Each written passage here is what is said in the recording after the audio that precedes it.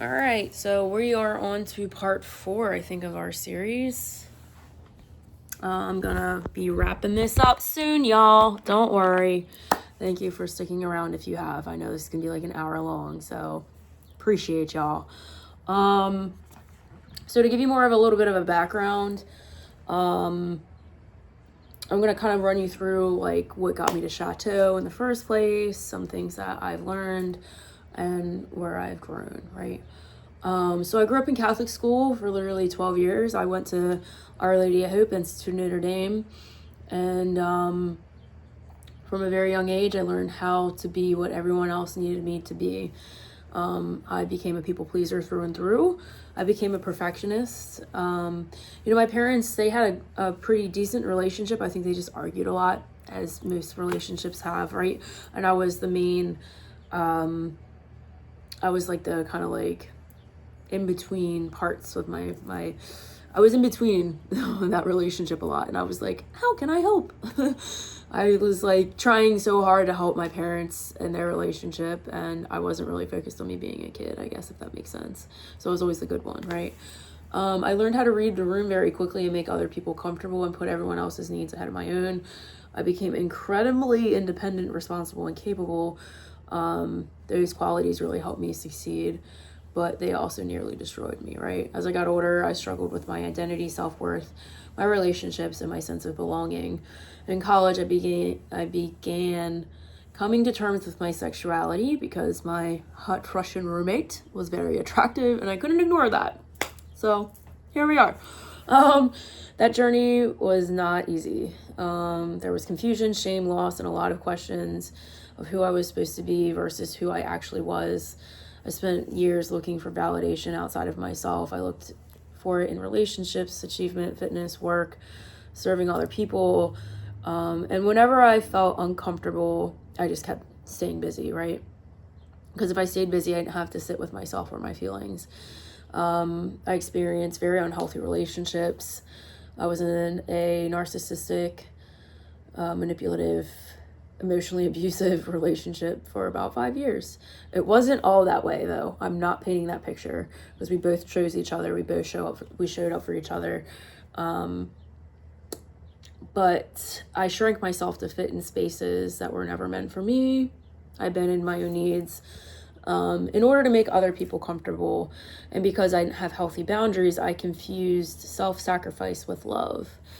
I thought if I just gave enough, worked hard enough, loved people hard enough, achieved enough, and helped others, I eventually would feel worthy, which was not the case.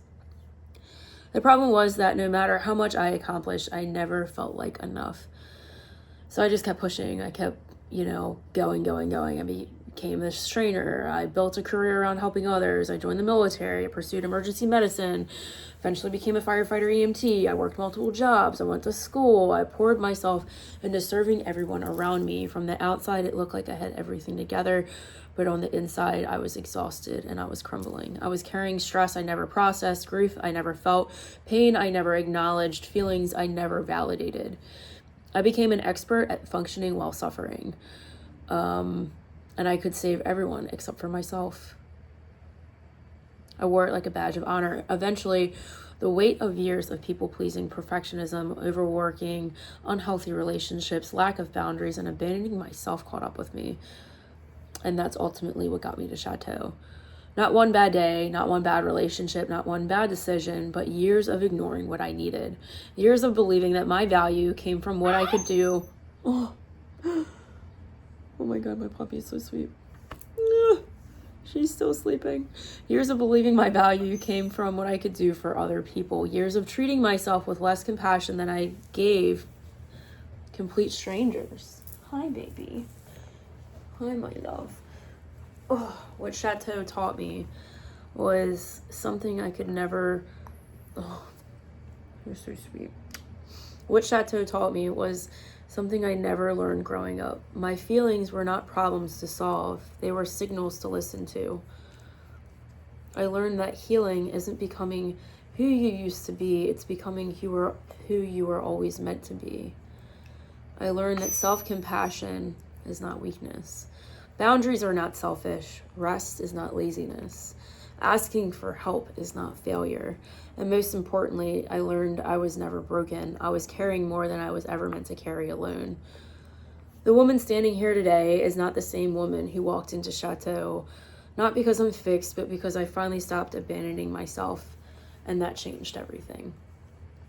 So I'm more aware and honest with myself. I'm more direct with myself and others, and I'm more willing to say that I'm struggling or I'm not okay when I'm not. And I'm more open and willing to admit when I need help, and ask for it, you know. Hurt people always hurt people. That's what, or not always, but hurt people hurt people. That's what people say, right? And it's so true. So it's time to break the cycle, y'all. Break the cycle of pain, break the cycle of hurt. You don't have to hurt other people. You don't have to keep hurting yourself and saying like, that's just how it is. Oh, that's how it's always been. You don't have to keep suffering alone. That's the important thing about Chateau. That's the important thing about community, you know, and having conversations that matter. Vulnerability is important. Share your story, share your struggle, talk. Even if you don't feel like fucking talking, tell people about it. You know, like, hey, look, I don't really feel like talking right now, but could you like come sit with me because I don't want to be alone? Dude, that's okay. Take a walk. Go outside. Do something you love. Color a book, dude. Find something. Get a puppy. No, you can't eat my beets. Find something you love and do it often. And you will find yourself on the other side thanking yourself for all that you did and all the work that you put in. And giving back to those who need it most. So I hope this has helped you in some way, shape, or form. I want you guys to meet Daisy. She is the best thing ever. She's so sweet. I love her so much. We're working on potty training and all the things and not biting. But, you know, I still do tea first. I know she's teething right now. And it's super painful. Let me get you your toy. Yeah. So, I hope that you guys understand that everyone's healing journey is different. There's a lot of parts to healing, you know, taking accountability for yourself, your actions or your inactions, having fun in the process, because it freaking sucks, bro. Like, there's no right way, wrong way to heal. But the number one thing I can say is just stop trying to control it all. Release control, let it be, feel it, let it all out, express your feelings, express how you feel, and know that you are capable of change. You are so capable of so much more than you think. You just have to give yourself permission to let go of how you think it should have been. So on that note, I'm gonna get off of here. I'm gonna take her out because I know she's probably gotta go pee before she pees on the carpet. So I hope you guys take away something from all of this. You love yourself hard. One of the audiobooks that helped me out with rewriting my narrative was Say It Out Loud. She really helped me out with rewriting the narrative that I shared with myself and how I showed love to myself, oh my gosh, and other people. So I just really want you guys to know that the words that you say matter. You're always listening, so pay attention to them.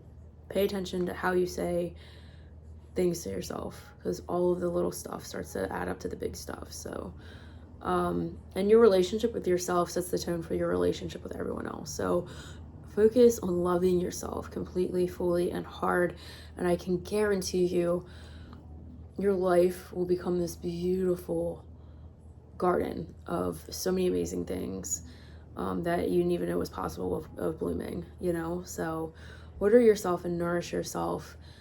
Let me look this up, the sunflower thing. That's what I want to end on.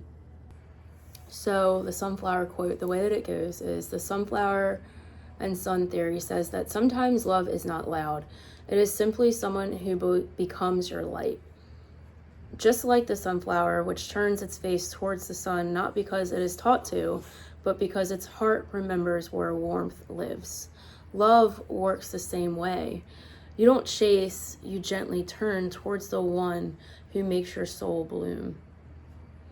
And the sun, it doesn't pull the sunflower, it simply shines and the sunflower grows.